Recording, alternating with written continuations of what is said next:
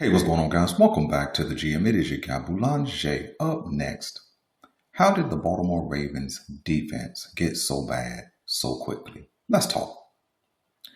The Baltimore Ravens are the worst defense in the entire league. And I know if we just use 32 of 32 rankings, would they be at number 32 at the very bottom? Maybe not. But we are bottom five in all major categories defensively. And so for me, for a team that historically has prided themselves on defense, for a franchise who has prided themselves on being able to be consistent and play smash mouth defensively, if you couldn't count on anything from the Baltimore Ravens, you could count on their defense bringing it. But over the last two seasons, they've been the very worst. And it's not close. And I've been wondering, since this is the bye week and we don't have to worry about wins and losses, we don't have to worry about who we're going to stop and who we're going to face. The question is why? See, it's easy just to point to John Harbaugh, and I think he is a major culprit, just like EDC is a major culprit. But when we look at what's actually happening on the field, the question is, why are we so bad? You see, when you look at how the roster was constructed, and I'm saying from the start of the 2024 season all the way up to now, right now we could claim injuries. But last year we couldn't claim injuries. Justin Metabike at that time, who became Nnamdi Metabike, he had just come off his best season, 13 sacks, and he took a step back last season. Michael Pierce, I know he retired this past offseason, but he had a solid season last year. Broderick Washington disappeared after he got his money, but he was still a consistent starter. Roquan Smith, after he got his money, seemed to take a step back as well. The secondary, seemingly with high-end draft picks, Nate Wiggins and Kyle Hamilton and Malachi Starks, all first rounders, and then you brought in, some late round picks in the 2024 draft that supposed to have high end potential, and then this offseason you brought in Jair Alexander, who was supposed to bring some upside. You brought in Chidobe Awuzie, who was supposed to bring some upside and some veteran leadership and a little bit of swag. And so, what happened? Right? What happened? How did we fall off so far from 2023, where we were historically good or great? And so I think the first of the culprits is the Baltimore Ravens have had a lot of change at the DC. They've had a lot of change at the linebacking coach position. They've had a lot of change at the defensive line position. And they've had some change at the edge rushing position as well as it pertains to coaching. So I do think that is a part of it. I do think scheme and fit for the scheme and strategy and how players are being used, I absolutely think that is a part of it.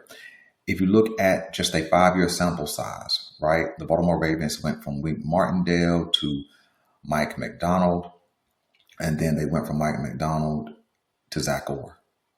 And it seems like Zach Orr, who has been a part of this franchise, under the leadership of both Macdonald and Wink Martindale, it seems like he just flat out stepped off a cliff once he took over the reins of the defense. And as he stepped off the cliff, the defense followed him. Now, we could absolutely say Zach Orr needs to go. I don't disagree with that. When you've been historically bad last year and this year, so let's just do a sum total. You got 17 games of a season in 2024 plus 2 playoff games. So that's 19 games, 6 games this season. So you're looking at 25 games. And the Baltimore Ravens have consistently been near the bottom of the league when it comes to defense.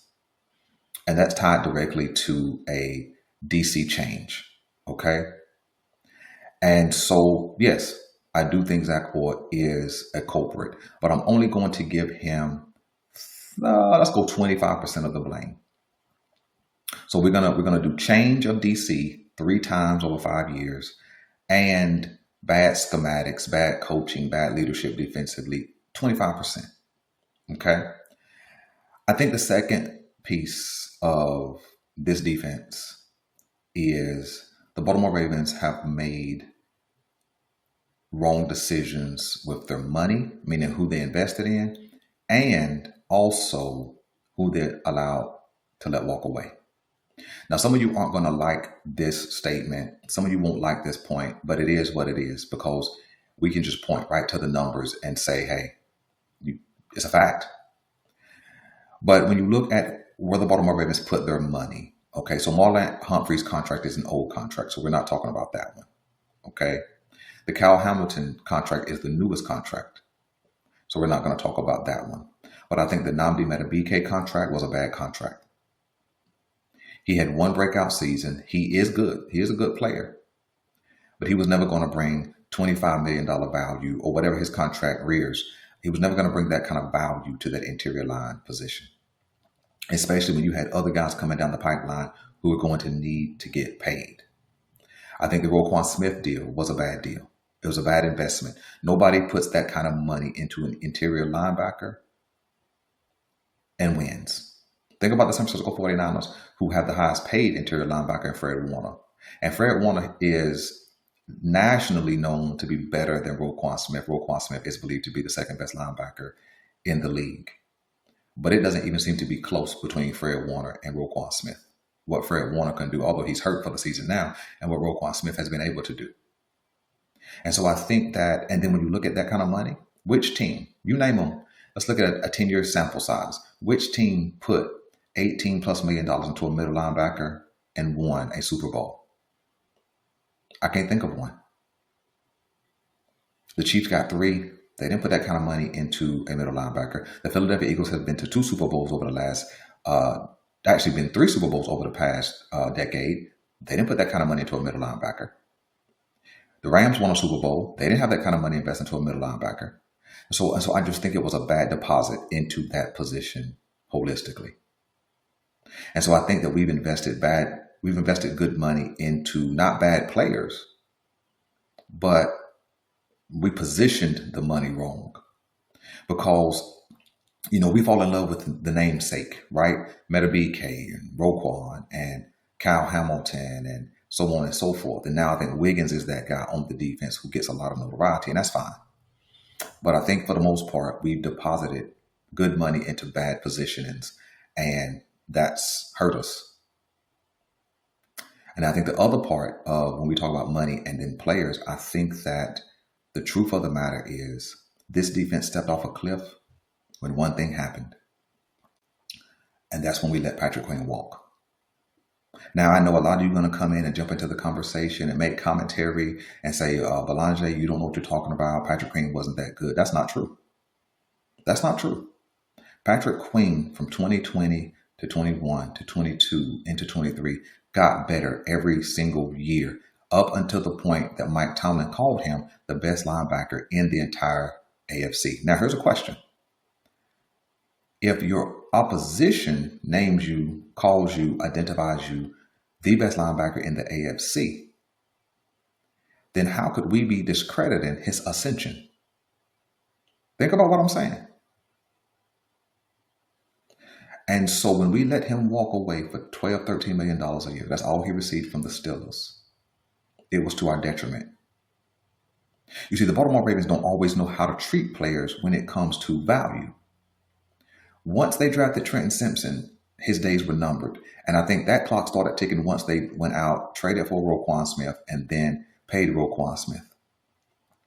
But no matter who we brought in this season, we couldn't have stomached a Patrick Queen $12 million, $13 million deal based on what we've seen. That's the major loss. It's not Jadeveon Clowney from the 2023 season. It's not some of those secondary guys. It's definitely not Arthur Millette. It's Patrick Queen. Patrick Queen was equally as fast as Roquan. He was equally as violent when it came to hitting. And he was equally sideline to sideline. I consistently called them the best duo of linebackers in the league. And the Baltimore Ravens should have kept those two together. Because let's tell the truth. I don't care whether it's because Roquan Smith was out of shape. I don't care whether it was because Roquan Smith was unhealthy. I don't care about none of that. But Roquan Smith has not looked the same since the departure of Patrick Queen, and this defense has not looked the same since the departure of Patrick Queen. Now, I'm not going to estimate his value and what the defense would and would not be doing since he departed. But when you look at that 2023 season and you look at the guys that we lost, he's the major piece. And I hadn't paid enough attention to know how great or how not great he's playing in Pittsburgh. But I know that when he was on this team, we had a different level of attitude. We were more violent. We were better against the run. I'm not saying we're not okay now, but we were better against the run. And Roquan was better when Patrick Queen was his partner. So I think the number 2 reason why this defense got so bad is who we chose to invest in, the positions we chose to invest in, and who we decided to let walk away. Now, number 3 in the final, I think the most important part of why this defense is so bad is because we don't have a solid pass rush at all. How many years have we been saying that we need a high-end pass rusher? When I came in the door making content in 2023, that's the one thing I kept talking about. We don't have a pass rush. We don't have a pass rush. We don't have a pass rush. And I think no matter who we've drafted, and we've tried to draft people, Odafe Oweh was 2021 edge rush. Adisa Isaac was a 2023 edge rush. Mike Green was a 2025 draft pick. I'm trying to think of some other guys who were drafted. Tavius Robinson was drafted. I think he was in 2023 as well. But we've took swings at edge rushers. And nobody. I know we love Mike Green. A lot of people are high on Mike Green. I'm high on Mike Green. But let's tell the truth. He ain't got 1 sack. He ain't got 1 sack. Now, that may be a part of who he's been playing with, but he ain't got 1. He don't have 1 of the 8 sacks that the Baltimore Ravens pass rushers have. He don't have 1 of the 8 sacks that the total defense has. And so I think that has been the biggest problem. The Baltimore Ravens want to spend their money in all the other places. But just like I know, when you look around the league and you look at which teams have put their money into defensive positions, where does that money go first? Edge rush, cornerback, and then it filters down through the other positions. That's true. That's how defensive money should be distributed. But what did we do? Interior linebacker, interior defender, and now the safety position. And now we're in the business of trading safeties, trading for a safety and getting rid of an edge rusher. Now you tell me where that makes sense at.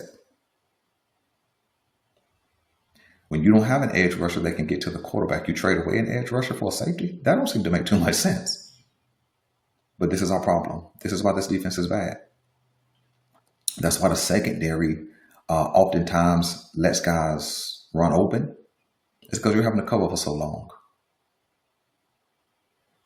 Because if you had a guy that the offense feared, you would have to keep an extra guy in to block him. You would have to bring in an extra offensive lineman, something. But we don't have a guy nobody fears, and we haven't had a guy that anybody fears. And that's a team building component.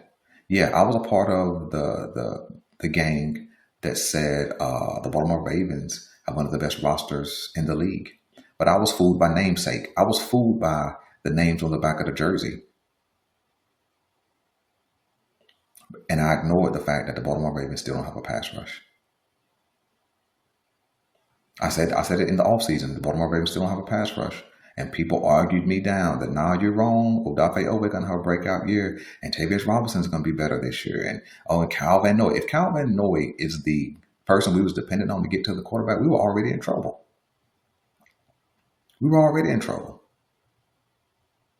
So those are my reasons. You guys let me know why this defense got bad so quickly. Is it coaching and scheme? Investment of money and players? Reason number 2, or is it pass rush? I think 25% goes to coaching, although it's been bad. I think 35% goes to the investment of money and the players we let walk in free agency. And I think the last 40% goes to not having an edge rush. Because if you had a guy who can get to the quarterback, the other levels of defense get better instantly. I'm your guy Boulanger, and until next time, I'm out.